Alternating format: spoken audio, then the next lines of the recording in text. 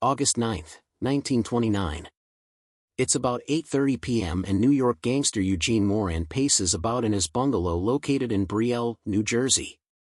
He and his moll, Anna Urbas, have been living in the shore town where they are known as Mr. and Mrs. Rice. He is thought to be a businessman and the neighbors hold them in high esteem. This evening finds Moran agitated. There is a job he and 4 accomplices are pulling that night, and they are late. Moments later, 2 cars, one a Packard, pull up. Gene bids Anna goodbye. She watches as he approaches the cars. "Where the hell have you been?" he snarls. "We're an hour late for the job." With that, Gene climbs into the Packard. Anna watches as the cars pull out. The 4 men with Gene are not strangers to her. Gene, born circa 1895, has been a denizen of the underworld for at least a dozen years. Though an independent operator, he has dealt with some of the Big Apple's top hoodlums. Contemporary accounts have Moran acting as part of a bandit gang specializing in jewelry thefts. He also dabbled in bootlegging. He first gained notoriety on a national level in 1923 when he was named as the mastermind behind the New Year's Eve robbery of Irene Schultz, the wife of multimillionaire Hugo Schultz of Buffalo, New York. A caper in which nearly $500,000 of jewelry was snatched. Mrs. Schultz spent her time, and her husband's money, traveling the world and having a good time with her paid escort, Frank Carmen, a Broadway dandy. She often visited New York City, and wherever she went, whether the theater, fashionable parties, or speakeasies, she was always adorned in expensive jewelry. Sometime towards the end of 1922, she caught Moran's eye. Whenever in New York City, Mrs. Schultz was in the steady company of her companion, Carmen, who lived on the top floor of a brownstone and rented out the lower floor for extra money. Just before Thanksgiving 1922, Moran learned that the apartment beneath Carmen had opened up and he secured the lease. He and 2 Confederates, Albert Hurwitz and Matthew Biddulph, moved in. At the time, the trio were working as bootleggers. Carmen knew this and had no problem with it. As the weeks went by, the hoodlums learned that Carmen was going to host a New Year's party and that Mrs. Schultz would be there. A plan was formulated. Biddulph would attend the party, and when Mrs. Schultz arrived he would slip downstairs and alert Moran, Hurwitz and a 3rd man, who would then make their way upstairs. They would be masked, and announce that it was a robbery. All partygoers would be tied up, including Biddulph, and Mrs. Schultz's jewels would be taken. The night of the party came and the plan started to go awry. Biddulph went up to the party with some booze and was welcomed. He excused himself and went downstairs to let his Confederates know that Mrs. Schultz was there. He went back upstairs with more liquor. Nervous, Biddulph drank to excess, wondering what was keeping Moran and the others. He kept returning to the lower apartment to check. The 3rd man got cold feet and failed to show. Moran and Hurwitz kept sending Biddulph back upstairs, cursing him for getting drunk.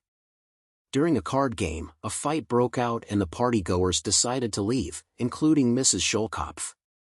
Biddulph hurried downstairs to inform his Confederates. Moran decided to act. When Mrs. Schultz came down the stairs, Moran grabbed her and forced her into a bedroom. He pinned her to a bed and forcefully removed all her gems while she pleaded for her life. Once they had her jewelry, she was tied and gagged and the trio made their escape by car. While leaving the city, the car got a flat and they pulled into a garage to get it fixed. Biddulph was told to stand guard out front. With a new tire the trio headed upstate. All was quiet for 20 minutes until Moran broke the silence. "You son of a bitch," he snapped at Biddulph, "I think we ought to knock you off. You got drunk tonight and queered the whole darn thing." Hurwitz convinced him that there was no point in killing him. Biddulph was dropped off at a hotel in White Plains and told to hold tight. Moran and Hurwitz took a room in Mount Vernon, just above the Bronx. Moran avoided a run-in with police on January 15 when he hired a local garage attendant to act as a chauffeur. Moran, his girlfriend and another girl were headed for the train station when a traffic cop pulled them over. At the time, all cars had to have new 1923 license plates. Moran didn't have one yet and so was stopped. Since the train to New York City was due any moment, Moran asked if he could escort the ladies up to the train platform and see them off. Assuming that he was simply writing a traffic citation, the officer agreed. Moran went up with the girls and the train came and went. When he didn't return, the cop grabbed the chauffeur and ran up to the platform. There was no sign of Moran. Returning to the car, the traffic cop forced the chauffeur to drive to the next station. They beat the train, but while searching the cars, he found only the women. Moran had never boarded the train. He had run along the tracks after it pulled out and climbed down an embankment. Within a month, detectives knew that Moran, Hurwitz, and Biddulph were the culprits. The latter was picked up in February, but Moran and Hurwitz led detectives on a cross-country goose chase for nearly 6 months. They were finally nabbed in Princeton, New Jersey, after detectives intercepted a message that Moran had sent to his father. Moran and Hurwitz cut a deal by disclosing who their fences were, and the majority of the jewelry was returned. After a stint in Sing Sing, Moran was paroled on August 25, 1925. A journalist of that era, Fred Paisley, tells us that Moran was next involved with a gang of international jewel thieves and was responsible for the murder of a yegg named William Doyle, alias Doll. Paisley credits Moran with bumping him off over the proceeds of a theater robbery. Gangland lore also dictates that Moran was working for Mr. Big himself, Arnold Rothstein, possibly as a bodyguard. Whether or not he protected the big bankroll, Moran probably was involved with Rothstein on some level. The reason being that in the autumn of 1928, Gangster Legs Diamond, also a Rothstein man, was at war with Bronx beer baron Dutch Schultz. Following the shooting of Schultz's partner, Joe Noe, the Dutchman decided to hit back by rubbing out Diamond's brother Eddie, who was living in Denver, Colorado. To this end, Schultz sent one of his own torpedoes, Joe Pidio, along with Moran to get him. Chances are, since he worked with the Diamonds in the Rothstein organization, Moran was sent along to identify Eddie. It's also been suggested that Rothstein was having trouble with the Diamonds and wanted them out of the way as well. Hence his teaming up with Schultz. After casing Eddie for a few weeks, Moran and Pidio made their attempt and failed. Both men were arrested but jumped bail. 9 months after the botched attempt on Eddie, Moran is living at the Jersey Shore with his moll, Anna. What he has been up to is unknown. But that August 9th evening he is riding in a Packard on the way to some nefarious job. 90 minutes after leaving Moran's bungalow in Brielle, the two cars pull into a dump in the city of Newark. One of the cars idles at the entrance while the Packard enters and parks behind a billboard. The dump's night watchman sees 2 men jump from the Packard with a few gasoline cans. They douse both the inside and outside. One can is kicked over so that the petrol spills underneath the car. When they are done, one of them strikes a match. With the light from the flames, the night watchman sees the 2 men jump into the second car with the other 2 men and drive off. Perplexed as to why anyone would want to torch a perfectly good Packard, he approaches the Inferno. The back door is open and he sees a man's feet protruding. He runs to his office and calls the authorities. By time the Inferno is put out, what once was a man is now a charred corpse beyond recognition. All that the coroner can determine is that the dead man had been shot in the head. The only identifying objects left to detectives are his teeth and a key. While the Newark police are scratching their heads over the man in the burnout Packard, a car pulls up to the bungalow in Brielle. One of the gangsters knocks on the door. When Anna answers, she is given some money and told that Gene is dead and that she should blow. She doesn't need to be told twice. Born July 4, 1906, in the mining town of Thomas, West Virginia, Anna followed a sister to New York City in 1922. When and how she met Gene is unknown. Before leaving town, Anna pops in on Gene's father, who lives on Manhattan's West Side. She tells him that Gene is dead. He's read the papers regarding the burnout Packard in Jersey and puts 2 and 2 together. Anna gives him a bit more news. The men who drove off with his son were James Batto, Mortimer Schubert, Frank Sonny Burns, and Mo Dimples Wolinski. From there, Anna goes to her mother's house in Cleveland. Moran's father does nothing with the info that Anna gave him. He figures that if any justice is to be done, friends of Eugene will mete it out. And that is probably what he assumes took place on September 11th, when the body of James Batto is found in a sedan. A couple of months later, on November 14th, Mortimer Schubert is also found dead. Sometime in late 1929, Anna returned to New York City. Perhaps she thought it safe. Police hadn't identified the Packard victim and she was not wanted.